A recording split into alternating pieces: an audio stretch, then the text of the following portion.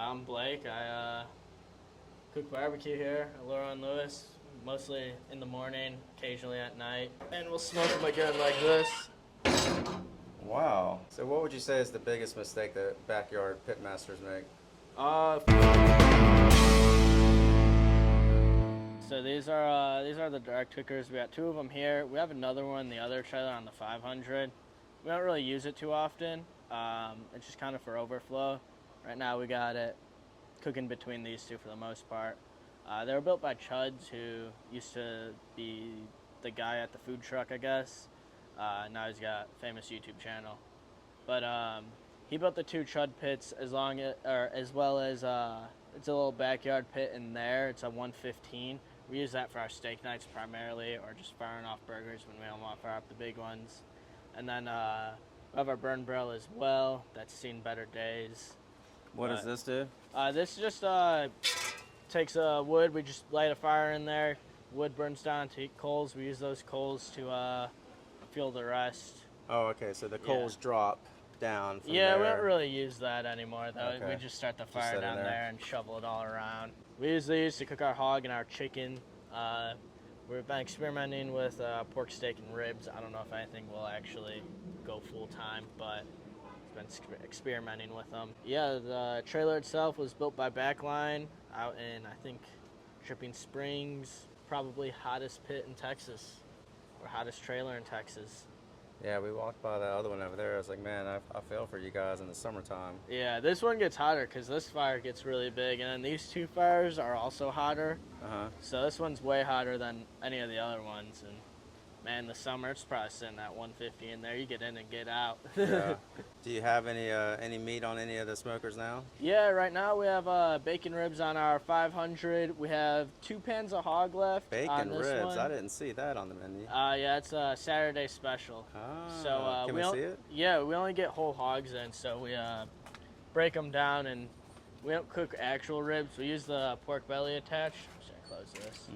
We keep the pork belly attached to the spare rib, and we'll cure it for about a week, and then cold smoke it, and then we'll cut them and re-season them with black pepper and brown sugar, and we'll smoke them again like this. Wow, that's crazy. Yeah, so it's basically a spare rib with the pork belly attached. These have been on since about 8:45, 9 this morning. They got quite a few hours left, it looks like. That smells amazing. Yeah, they're super good. They're probably, in my opinion, the best bite in barbecue right now. Oh my goodness, it smells so good. Yeah.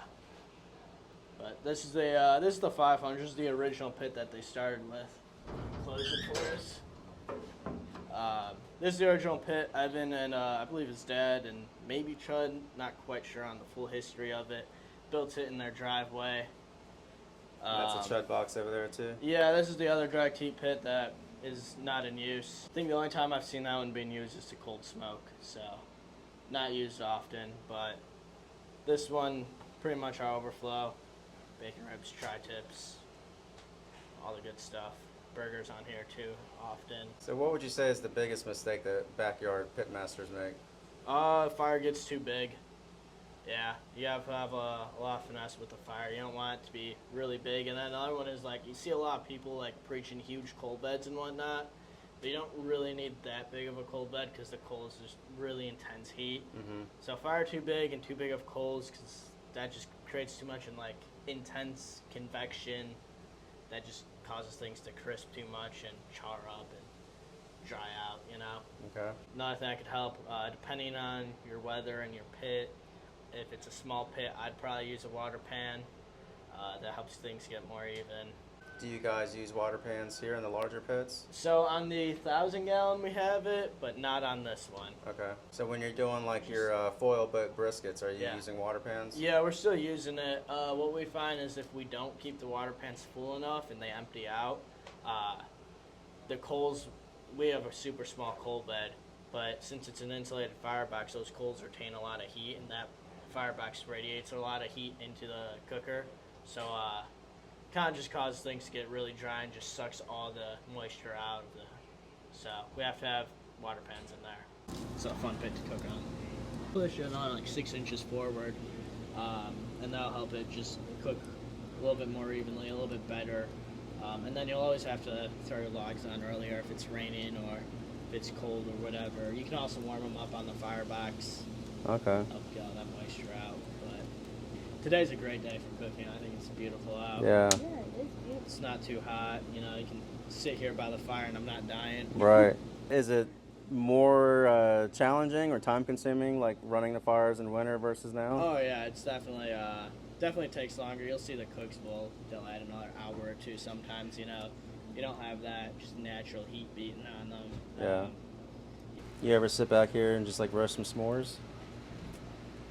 No, I've always thought about it. She would. I've always thought about You might it. this Christmas. I've never bought marshmallows to do it. I've always wanted to. I've always been like mashing my marshmallows out here when I sit. Well, next time I come, I'll be sure to drop off a bag of marshmallows, some graham cracker, and Hershey bars. We